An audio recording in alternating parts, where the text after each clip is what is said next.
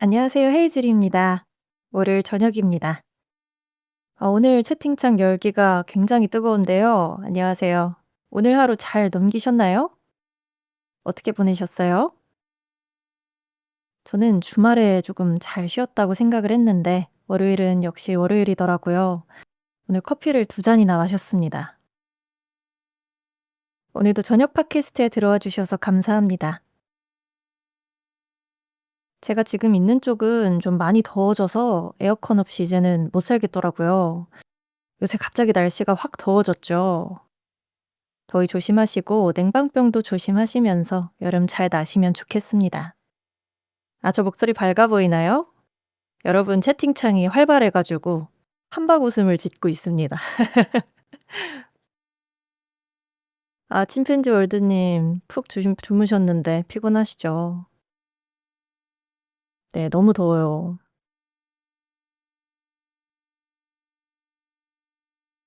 네, 오늘은 그동안의 그림이 완전히 뒤집힌 하루였습니다. 며칠 동안 시장을 들었다 놨다 했던 반도체 대형주가 오늘은 쉬어갔고 그 사이 그동안 눌려있던 코스닥이 8% 넘게 폭등했습니다. 코스피는 거의 제자리였는데 코스닥만 솟구친 거죠. 그리고 그 와중에 정부가 2천조 원짜리 투자 계획을 발표했고요. 무슨 일이 있었는지 차근차근 보겠습니다. 먼저 반도체입니다. 삼성전자가 4.86%, SK하이닉스가 1.68% 빠지면서 지수를 눌렀는데요. 이에 따라 코스피는 0.2% 빠진 8,394를 기록하면서 사실상 제자리 걸음을 했습니다.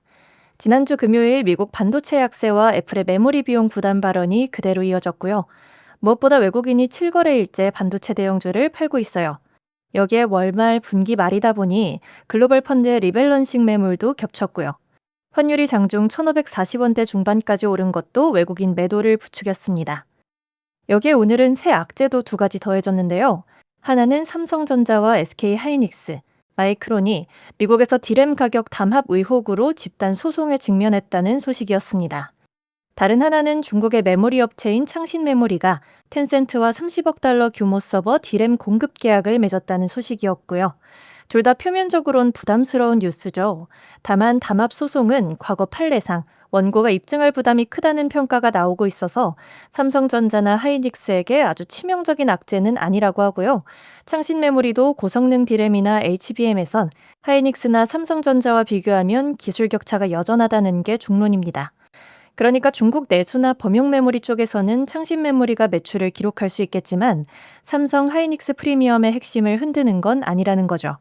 그래서 오늘 대형 반도체의 약세는 펀더멘털이 깨졌다기보다 외국인 수급과 리밸런싱 쪽 성격이 짙어 보입니다. 그런데 오늘 시장의 진짜 주인공은 따로 있었습니다. 코스닥이 8.13% 폭등한 920으로 마감했어요. 장중엔 매수 사이드카까지 발동됐고요. 심지어 상승한 종목이 1,555개인 반면 하락한 종목은 157개에 그쳤습니다. 사실상 안 오른 종목을 찾기가 어려운 하루였죠. 수급을 봐도 코스피에선 팔던 외국인과 기관이 코스닥에선 나란히 사들이며 개인 매물을 받아냈습니다. 그동안 반도체 대형주와 레버리지 상품에 쏠려있던 자금이 오늘은 바이오와 2차전지, 로봇, 전력 인프라로 한꺼번에 옮겨간 건데요. 트리거는 세 가지 정도였습니다.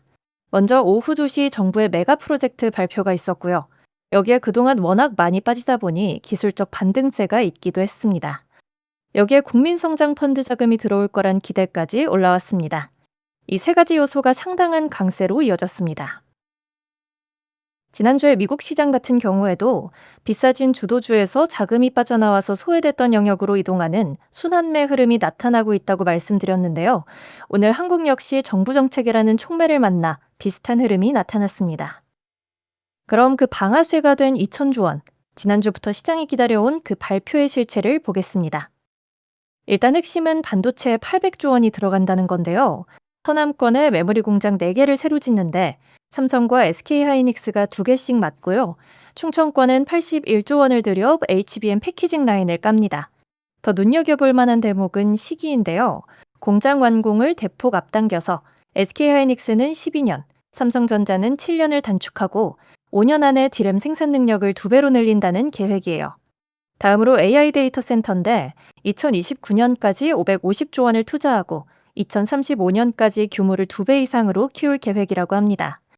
그리고 휴머노이드 로봇 같은 피지컬 AI에 대한 계획도 발표됐고요. 그런데 여기서 흥미로운 대목이 있어요. 이 어마어마한 발표가 정작 삼성전자와 SK하이닉스를 끌어올리진 못했다는 겁니다. 발표 직후 반등을 시도했지만 상승 전환은 실패했죠. 대신 그 투자를 실제로 실현하는 쪽이 움직였어요. 대표적인 게 전력기기입니다.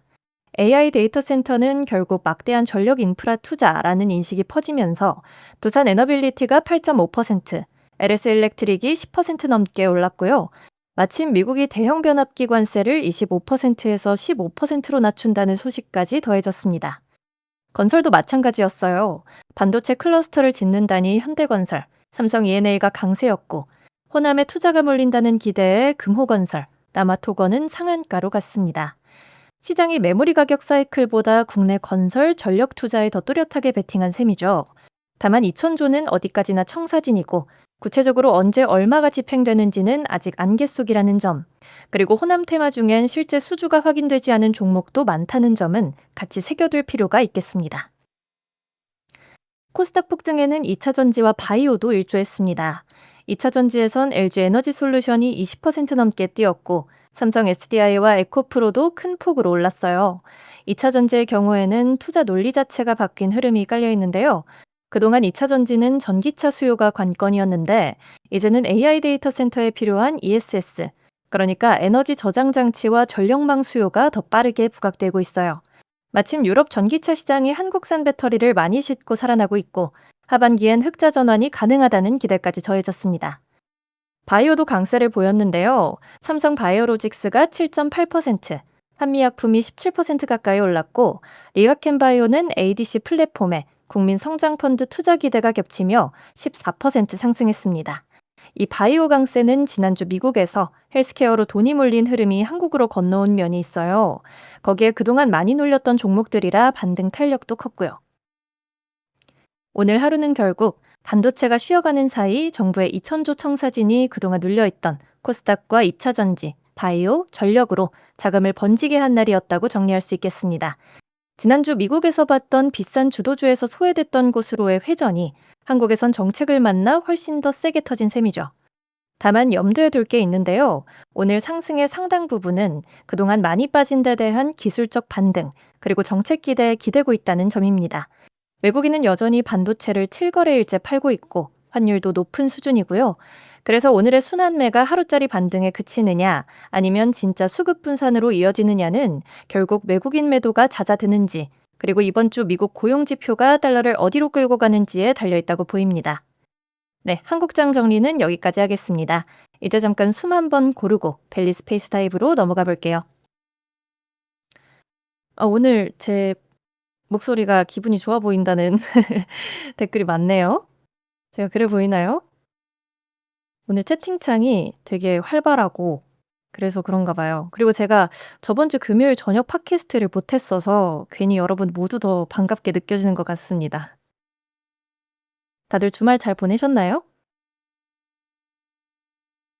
저는 주말에 집 근처에서 조용히 보내고 카페도 잠깐 다녀오고 마트에서 여름 음식들 보면서 '아 진짜 여름이 슬슬 다가오는구나.' 싶었어요.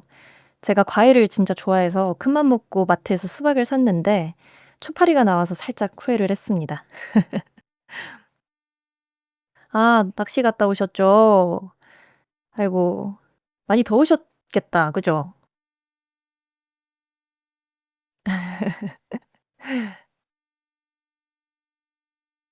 네 수박을 초파리. 여러분 오늘 저녁 메뉴는 정하셨나요? 아 초파리 얘기하고 저녁 메뉴 얘기해서 조금 죄송합니다. 그죠. 요새 과일이 금값입니다. 제가 과일을 좋아하는데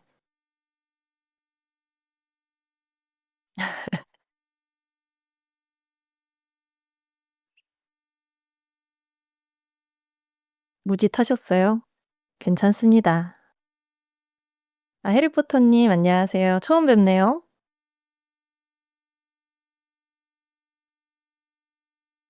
다들 저녁 맛있는 거 드세요. 저는 오늘 월요일 메뉴는 클린하게 샐러드로 정했습니다.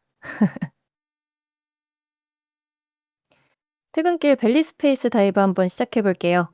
한 주가 또 시작이네요. 첫날부터 너무 달리지 말고 천천히 한 편씩 읽어 볼게요. 오늘은 벨리에서 두 편 골라왔는데요. 그럼 첫 글부터 천천히 가보겠습니다. 먼저 아파테이아님의 글입니다. 제목이 미국과 한국의 경기, 신용 사이클은 어디에 있는가인데요. 글은 이런 문제의식에서 출발해요. 미국 기업이든 한국 기업이든 거기 투자를 하려면 지금 그 나라 경제가 사이클상 어디쯤 와 있는지를 알아야 하지 않겠냐는 거예요. 그래서 아파테이아 님이 미국과 한국을 각각 경기랑 신용 이렇게 두 축으로 나눠서 지금 어느 국면에 있는지를 여러 지표를 모아 짚어보세요. 지표 하나하나는 글의 차트로 잘 정리되어 있으니 직접 보시는 게 좋고 여기선 결론 위주로 천천히 가볼게요. 먼저 미국인데요. 미국은 경기도 신용도 둘 다 건강한 쪽이라고 보세요. 금리를 그렇게 올렸는데도 소비가 안 꺾였다는 거예요. 미국은 경제의 70%가 소비인데 그 소비가 살아있고 또 그걸 떠받치는 고용도 탄탄하다는 거고요. 해고 없이 일자리가 계속 늘고 있으니까 아직 사람을 자를 만큼 경제가 나쁘진 않다는 뜻이죠. 한동안 위축됐던 공장도 다시 도는 분위기고요. 신용 쪽도 연준이 금리를 내리기 시작했고 은행들이 다시 대출을 잘 내주면서 시장에 돈이 다시 돌기 시작했다고 봐요. 그러니까 미국은 경기랑 신용이 같이 회복 확장으로 가는 말하자면 겉도속도 괜찮은 상태인 거죠. 자, 그럼 한국은 어떠냐? 여기서부터가 좀 흥미로운데요. 한국 경기, 그러니까 실물 쪽만 보면 그냥 호황이에요. 반도체 때문인데요. 한동안 금리도 높고 중국 내수도 무너지면서 반도체 사이클이 바닥을 기었는데 미국이 AI 인프라에 막대하게 투자하면서 반도체 물량이 확 늘었다는 거예요. 수출 물량이 역대 최고치를 찍고 있고 만드는 족족 데이터 센터로 팔려나가서 재고도 안 쌓인다고 하고요. 수출이 어디로 가나 보면 예전엔 중국으로 가는 양이 미국으로 가는 양보다 훨씬 많았는데 이제 역전돼서 미국이 더 많아졌대요. 그만큼 글로벌 공급망이 재편된 거죠.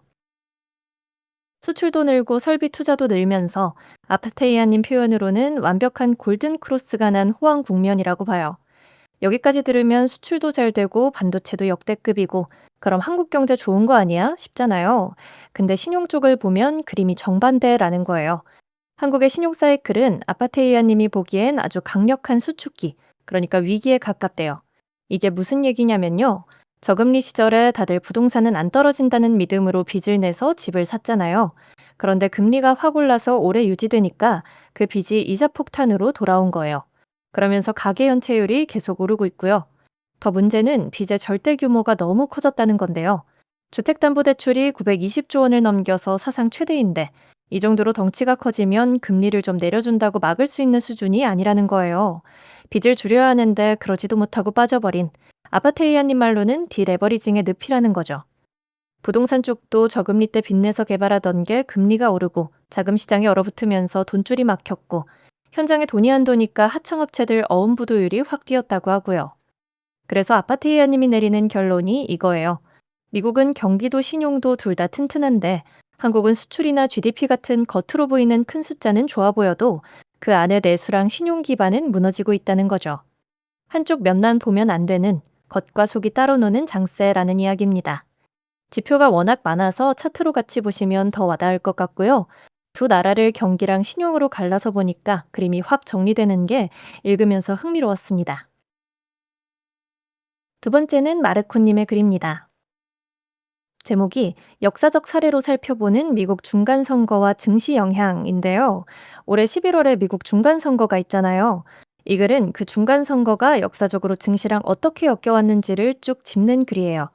먼저 마르코님이 깔아두는 사실이 하나 있는데요. 역사적으로 보면 대통령이 속한 여당은 중간선거에서 거의 항상 의석을 잃어왔대요. 그것도 대통령 지지율이 낮을수록 더 많이 잃고요. 실제로 2018년 트럼프 일기 때 중간 선거에서도 그때 지지율이 한 44% 정도였는데 하원에서 40석을 잃었거든요. 그런데 지금 트럼프 지지율은 그때보다도 더 낮대요. 그러니까 역사적인 패턴대로면 이번에도 하원 의석을 꽤 잃을 가능성이 높다는 거예요. 자, 여기까지 들으면 이런 생각이 들잖아요. 여당이 선거에서 지면 그럼 증시도 약세겠네? 정치가 불안하니까 시장도 빠지겠지 하고요. 그런데 마르코님이 짚는 게 역사적으로 실제 증시는 그렇게 안 움직였다는 거예요. 무슨 얘기냐면요. 선거를 앞둔 몇 달 동안은 시장이 지지부진하게 횡보하거나 살짝 밀린대요. 누가 이길지, 정책이 어디로 갈지 모르니까 그 불확실성이 시장을 누른다는 거죠. 그런데 정작 선거가 끝나고 나면 결과가 어느 쪽이든 상관없이 시장이 다시 올라간대요. 누가 이겼느냐보다 이제 불확실성이 사라졌다는 사실 자체가 시장엔 호재로 작동한다는 거예요. 실제로 선거가 끝나고 6개월 동안 평균적으로 두 자릿수까지 올랐다고 하고요. 물론 여당이 의석을 잃은 해에는 그 반등이 좀 약하긴 했지만 그래도 방향은 위였다는 거죠. 그러니까 정리하면 여당이 지면 시장도 약세라는 직관이랑 달리 실제로는 선거 전에 불확실성에 눌렸다가 선거 후에 그게 풀리면서 반등하는 게 역사적인 패턴이었다. 그런 이야기예요. 이 뒤로도 내용이 꽤 긴데요.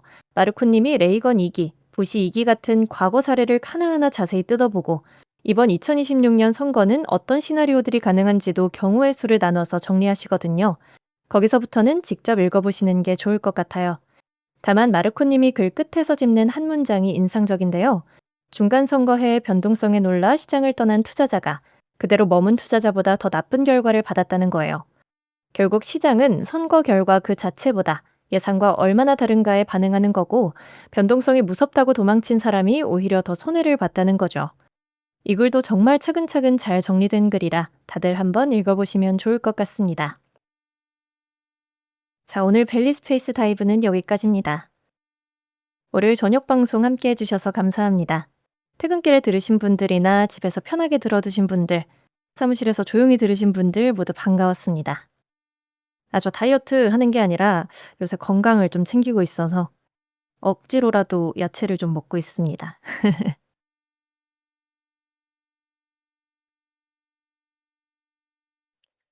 벨리에서 듣고 있는데 라이브 처음 오셨구나. 라이브에서 자주 뵀으면 좋겠습니다. 네, 내일이면 6월 마지막 날이니까요. 아침에 다시 차분하게 같이 열어보겠습니다. 오늘도 끝까지 함께 해주셔서 고맙습니다. 내일 오전 8시 15분 이 자리에서 미국장 마감 시황으로 다시 인사드릴게요. 오늘 하루도 정말 고생 많으셨고요. 편안한 밤 보내세요. 안녕.